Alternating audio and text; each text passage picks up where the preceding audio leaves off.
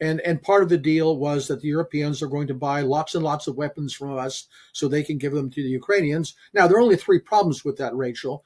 We don't have the weapons, the Europeans don't have the money, and the Ukrainians don't have the manpower. Other than that, it's a great idea. I mean, there's nothing wrong with it. But other than those three factors, so yeah, obviously they're facing a disastrous circumstance when it comes to what's happening in the field.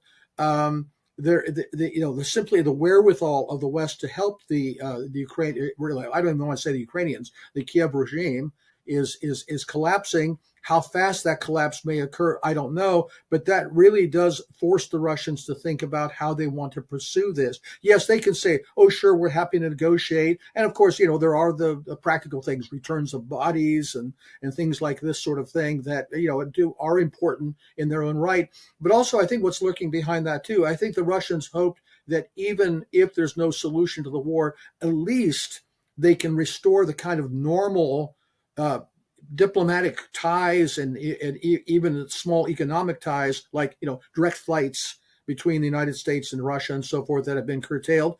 Even that is now not going to happen as the way things are going. Even these small attainable goals that Washington might have set for itself are being thrown down, the tube, because they've got this maximalist position that Russia must capitulate.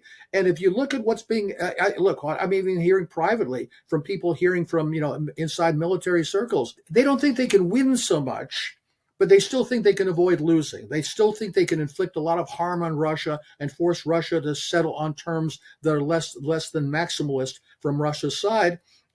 I've always been concerned that they may be tempted to do that. That concern is sort of ebbing away, but they still need to figure out what that end game looks like.